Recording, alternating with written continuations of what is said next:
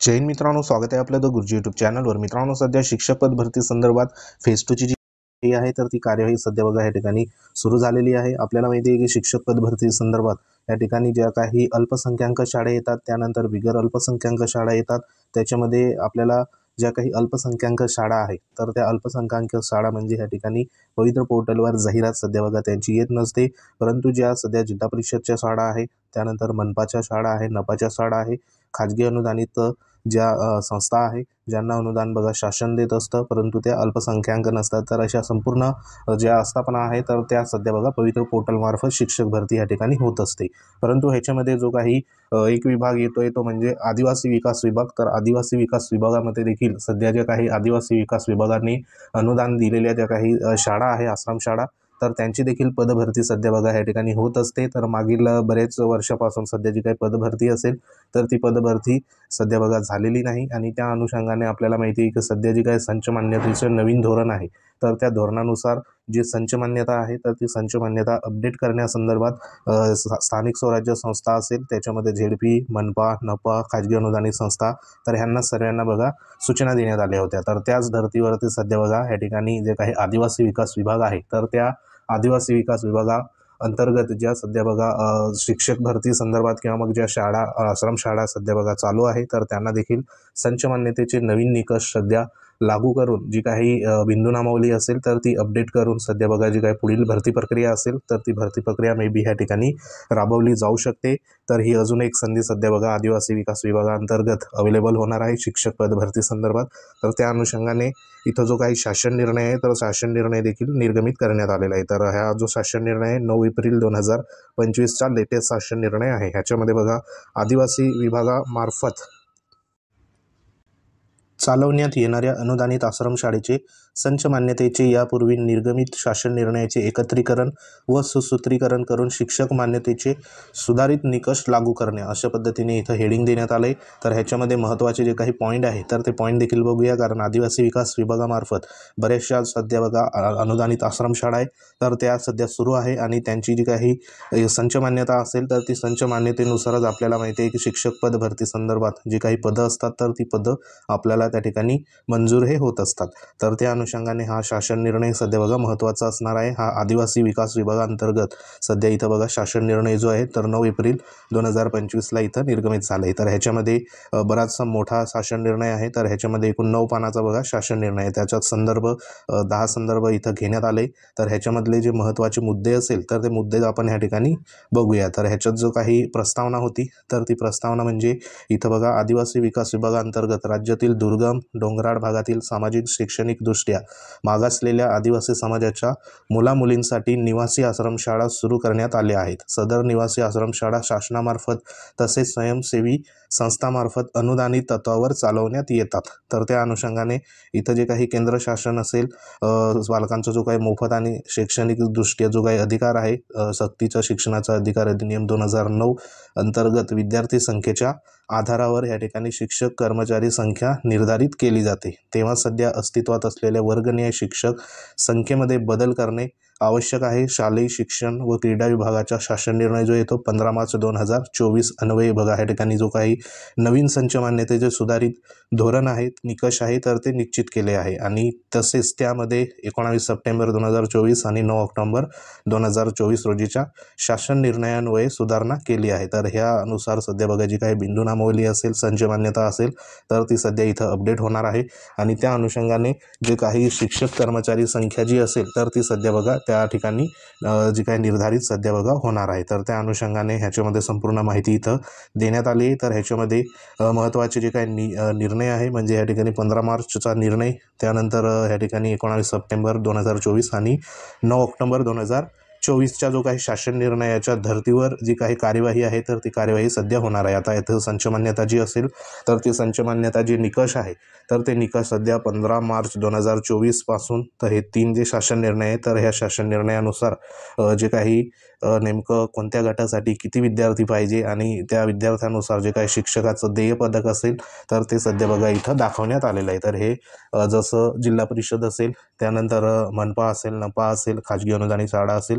तर त्यांचे जे जसे निकष होते तसेच ह्या ठिकाणी आदिवासी विभागामार्फत जे काही अनुदानित आश्रमशाळा आहे तर त्यांना देखील इथं निकष देण्यात आले. तर त्याच्यामध्ये आपल्याला माहिती आहे की प्राथमिक गट असेल, त्यानंतर माध्यमिक गट असेल, उच्च माध्यमिक गट असेल, अशा पद्धतीने इथं बघा संपूर्ण जी काही पदं आहे तर ते निकष इथं देण्यात आले. तर इथं जर उदाहरण घेतलं तर इथं समजा प्राथमिक गट आहे इथं, तर प्राथमिक गटासाठी 1 ते 5 या गटासाठी जे काही विद्यार्थी सध्या बघा इथं अपेक्षित आहे तर 1 ते 20 पटाच्या शाळाकरिता किमान 1 शिक्षक अशा पद्धतीने जे काही पद आहे तर ते पद सध्या असणार आहे. त्यानंतर जे काही शिक्षकांचं पुढील पद जर मंजूर करायचं असेल तर त्या ठिकाणी 20 ते 60 जी काही विद्यार्थी संख्या जे त्या ठिकाणी असायला पाहिजे, तेव्हा त्या ठिकाणी 2 पदं सध्या इथं बघा त्या ठिकाणी मंजूर होणार. तर अशा पद्धतीने जो निकष आहे तर तो निकष इथं जशी जशी संख्या बघा इथं वाढते तशा पद्धतीने शिक्षकांची पदं देखील इथं वाढत आहे. परंतु एवढी जी काही सध्या विद्यार्थी संख्या असेल तर ती असणे गरजेचं आहे. त्यानुसार इथं संपूर्ण माहिती बघा देण्यात आली आहे. तर हे गट सध्या बघा इथं मुख्याध्यापकांसंदर्भात देखील आहे. मुख्याध्यापक जर पद असेल तर त्यासाठी किती विद्यार्थ्यांचा निकष आहे त्यानुसार बघा इथं संपूर्ण माहिती दिलेली आहे. हा GR तुम्हाला आपल्या टेलिग्राम चॅनलवर अवेलेबल होईल. तर ह्याच्यामध्ये महत्त्वाचे जे काही मुद्दे असेल तर तेच घेऊया. तर ह्याच्यामध्ये बघा आता ह्या माध्यमिक संदर्भात आहे 1ली ते 8वी पर्यंत आणि 9वी 10वी पर्यंत. तर त्या ठिकाणी देखील जे काही शिक्षक आहे तर ते शिक्षकांचं त्या ठिकाणी जी काही पदं आहे तर ती पदं कशा पद्धतीने इथं मंजूर होतात तर त्यानुसार इथं संपूर्ण निकष देण्यात आले. बरोबर.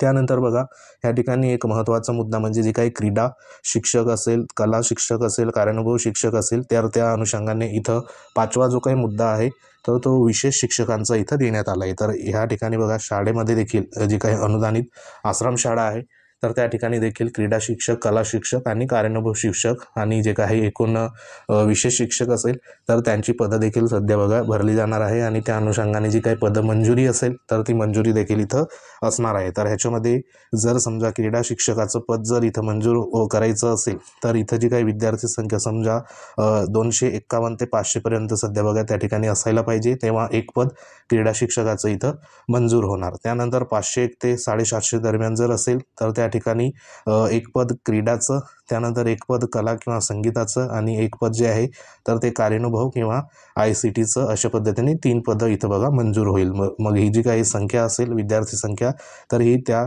शाळेमध्ये तेवढी सध्या बघा असायला पाहिजे. तर त्या अनुषंगाने हे संपूर्ण निकष इथं देण्यात आले. त्यानुसार बघा इथं जी काही माहिती आहे तर ती माहिती सध्या बघा देण्यात आलेली आहे. तर ह्याच्यामध्ये शारीरिक शिक्षण या विषयासाठी शिक्षक नियुक्ती करताना पूर्णवेळ शिक्षकांच्या किमान 50% शारीरिक शिक्षण या विषयाचा कार्यभार आवश्यक राहील. अशा नियुक्त होणाऱ्या शिक्षकास उर्वरित कार्यभार त्यांच्या पदवी स्तरावरील अध्यापनाच्या विषयाच्या राहील. कार्यभार गणना करताना शाळेतील इयत्ता 6वी पासून पुढील सर्व इयत्तांचा विचार घेण्यात येईल.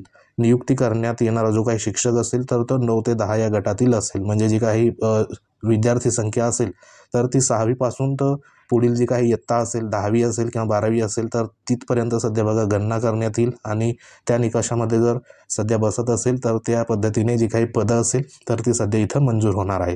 त्यानंतर कला शिक्षक असेल, संगीत शिक्षक असेल, कार्यानुभव शिक्षक असेल इत्यादी जे काही विषय शिक्षकांच्या नियुक्तीसाठी त्या विषयाचा पूर्णवेळ कार्यभार या ठिकाणी बघा येईल. त्यावेळी सदर पदावर नियुक्ती करता येईल. कार्यभार जी काही गणना असेल तर ती देखील 6वी पासून पुढील सर्व इयत्ता विचारात घेण्यात येतील आणि नियुक्ती करण्यात येणारा शिक्षक 6वी ते 8वी या गटाचा असणार आहे. बरोबर.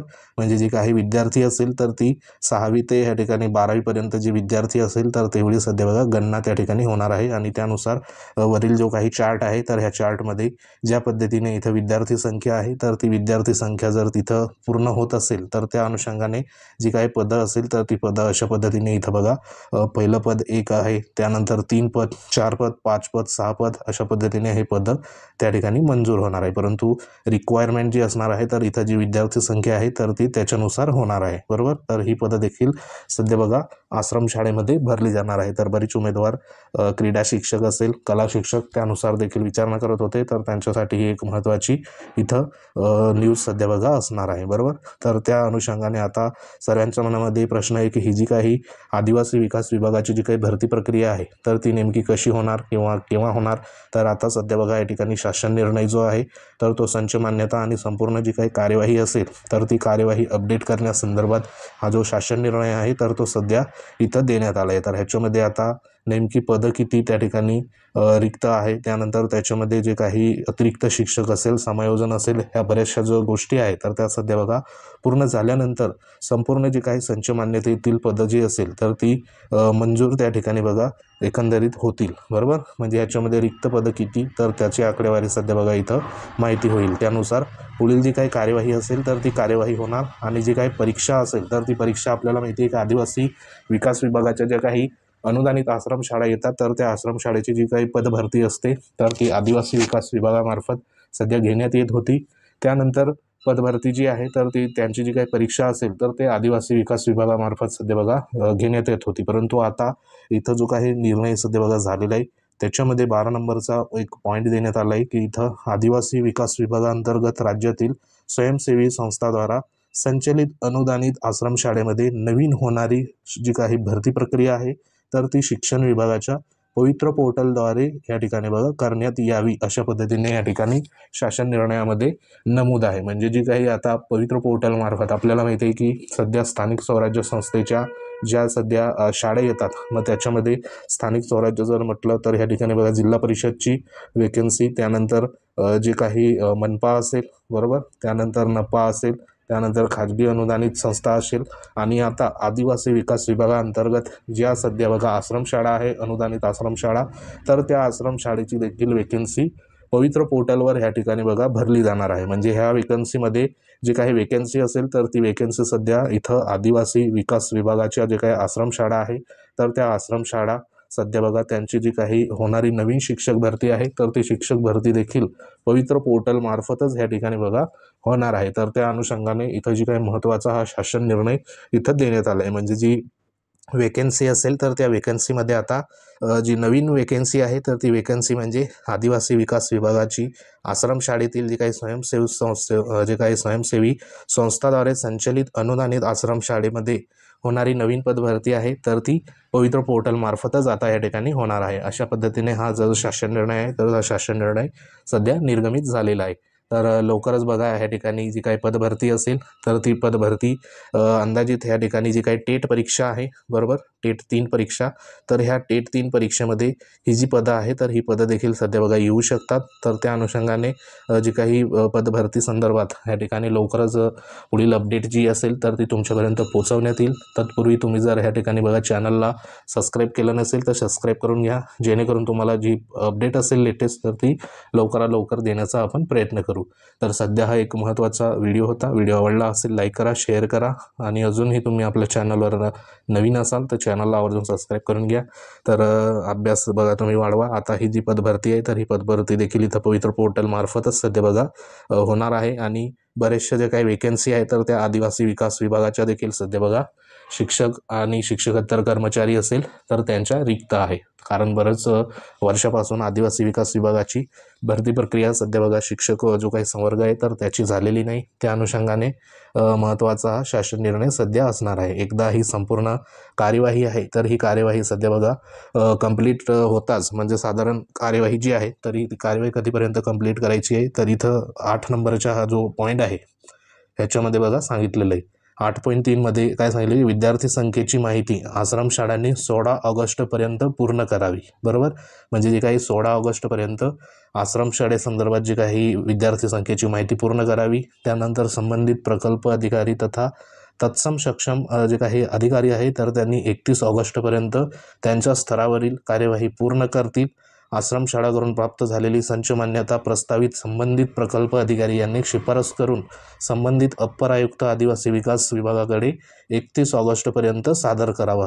तर त्या अनुषंगाने संच मान्यतेची कार्यवाही पूर्ण करून संबंधित जे काही आयुक्त असेल तर त्यांनी बघा 15 ऑक्टोबरपर्यंत संच मान्यता मंजूर करून प्रदान करायची आहे आणि त्या अनुषंगाने ह्या ठिकाणी संपूर्ण जी काही कार्यवाही असेल तर ती कार्यवाही मे बी ह्या ठिकाणी आयुक्त कार्यालयाने 15 डिसेंबरपर्यंत शासनाला सादर आधार करायची आहे, अशा पद्धतीने टेंटेटिव्ह जे शेड्यूल आहे तर ते शेड्यूल इथं देण्यात आलेलं आहे. म्हणजे जी काही शिक्षक पदभरती असेल तर ती पदभरती आपल्याला जी डिसेंबर असेल तर ती डिसेंबरपर्यंत सध्या बघा या ठिकाणी पाहायला मिळू शकते. मग ह्याच्यामध्ये नवीन जी काही पवित्र पोर्टलमार्फत आदिवासी विकास विभागाची पदभरती देखील इथं बघा होऊ शकते. तर त्या अनुषंगाने तयारीत राहा. आता ह्याच्यामध्ये जर समजा टेट 3 परीक्षेमध्ये जे काही लवकर जर झाली तर ही संदर्भात नवीन जी काही पदभरती असेल तर ती आदिवासी विभागाची पदभरती इथं नवीन सध्या होऊ शकते. आणि जर जी काही टेट 3 परीक्षा जर लेट जर झाली तर ही पदं देखील सध्या बघा टेट 3 परीक्षेमध्ये आपल्याला कदाचित पाहायला इथं मिळू शकतात. तर त्या अनुषंगाने सध्या हा एक महत्त्वाचा शासन निर्णय आहे. परंतु ह्याच्यामध्ये हे निश्चित तर झालंय ती आदिवासी विकास विभागाची जी काही अनुदानित आश्रमशाळेची नवीन होणारी पदभरती आहे तर ती पवित्र पोर्टल मार्फतच या ठिकाणी बघा होणार आहे. तर हा एक महत्त्वाचा शासन निर्णय होता. हा शासन निर्णय आपल्या टेलिग्राम चॅनलवर अवेलेबल आहे, तेथे जाऊन तुम्ही बघू शकतात. लिंक व्हिडिओच्या डिस्क्रिप्शनमध्ये देण्यात आली. तर महत्त्वाचा व्हिडिओ होता. तर व्हिडिओला लाईक करा, शेअर करा, चॅनलला सबस्क्राईब करा. तुमच्या काही कमेंट असतील कमेंट करू शकतात. तर याच्यामध्ये जे काही कला क्रीडा शिक्षक आहेत तर त्यांना देखील बघा इथं फायदा सध्या होणार आहे. तर महत्त्वाचा व्हिडिओ होता. तर अशाच अपडेटसाठी वेळोवेळी भेटत येत राहा. तर तुमच्या काही कमेंट असतील कमेंट करा. पुढे आपण अशाच प्रकारची माहिती तुमच्यापर्यंत घेऊन येऊ. तर भेटू आपण नेक्स्ट अपडेटमध्ये. तोपर्यंत जय हिंद, वंदे मातरम.